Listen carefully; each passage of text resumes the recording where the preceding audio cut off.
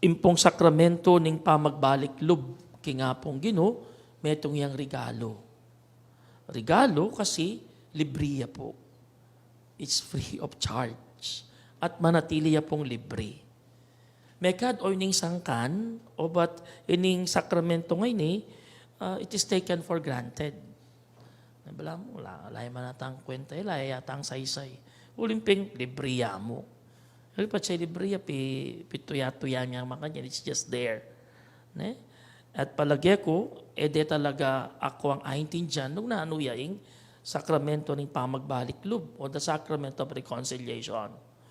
Mekad, nung sigurong yung sakramento ng pamagbalik lub, babayaran niya, bayo yas i-celebrate, palagi ko, manaliwang bagya, at i-avail de ding tao yung sarili da, para magumpisal la.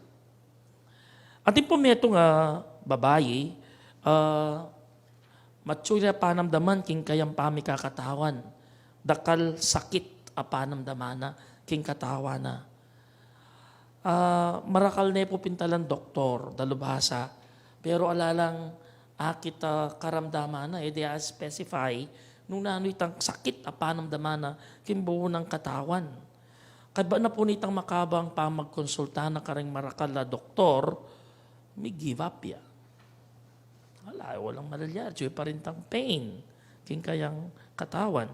Then one day, habang magbiyahe, kaya beretang mapila na grupo, papunta kita metong balen, bigla na ng penamdaman itang bala mo mi kabyus siya, itang bala mo penamdaman na itang maging maginhawa, malwalas ing kayang panandaman. Biglang may wala itang pain, panandaman na kimbuo ng katawan. And then later on, inyang in-interview day ng babae, it came out na while on the way, kabaka nung maglakbeya, discovery na pwede na nang patawaran itang taong maluwat na ng kasaman. For a very long time, pinadadala na pala, pikim-kim-kim-kim king kayang pilubluban. At ngayon makasadya na ng patawaran, talagang walas siya, panamdaman. Mila ko itang pain, maluwat na ng panamdaman, ng kayang katawan. Well, ngayon pong oras ay ni Mekad, karing makiramdam ki radyo, nading manalbi aking Facebook live streaming. Mekad, marakal kay katamo po ing magdalang mabayat karga o heavy loads. Carrying heavy loads. At uli na niti, madidisorient ka kimbiye. Bala mo lang yung direksyon ng biye mo, bala mo lang yung kwenta yung biye mo. Mekad, ning kai, ing mag-isang kanmunini, huling tayo po balo ing masanting ng epekto ng pamamatawad. Pamamatawad. May nga yung patawaran, pati sarili mo. Kailangan tamo nga balo, kingapong Ginoo, na malagwa mang makapagpatawad dya.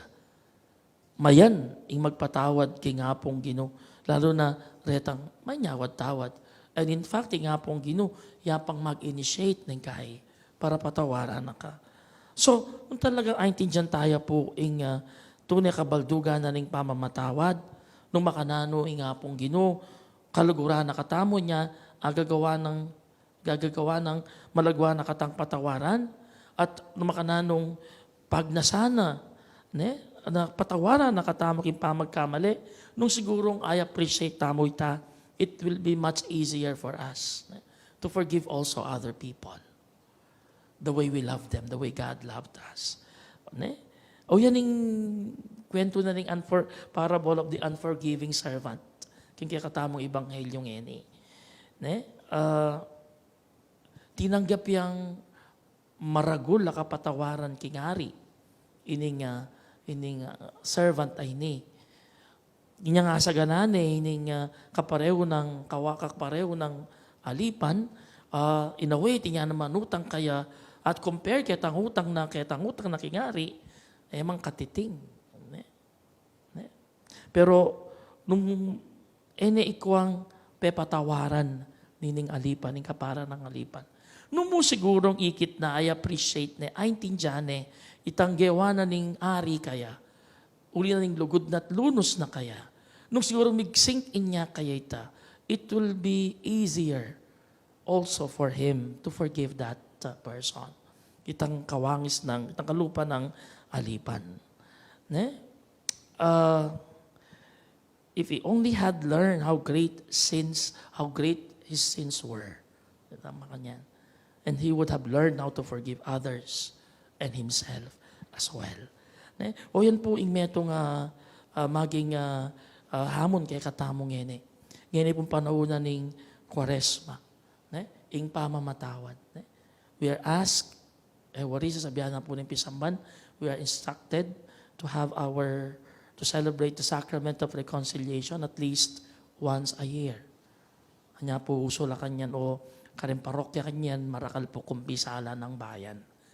So grab tayo po ini. Pero let's also take note. Nung makanano, itama man niya tawad, kingapong ginot patawaran, nakatang mabilisan. Sana, panandaman tamo'y intindihan, bangkanita, akwa tamo muna mga matawad. Karing kaparatang tao, adi na pat matsura kay katamo. In that way, it will bring relief. Potang biyasa ka namang mamatawad, karetang may kamali, at may karawang matsura keka. Anya, ing pamamatawad, alayang bilang, it's unlimited. Anya, panuna pa ni nga pong ginuuso na yung unlimited, bottomless, limitless.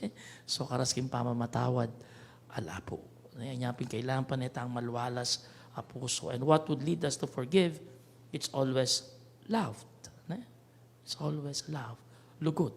Kawangis na ning gagawa na ning Ginoo kay katamo. Learn to understand that love from God and it becomes easier for us to celebrate that forgiveness as well. Karening aliwang tao.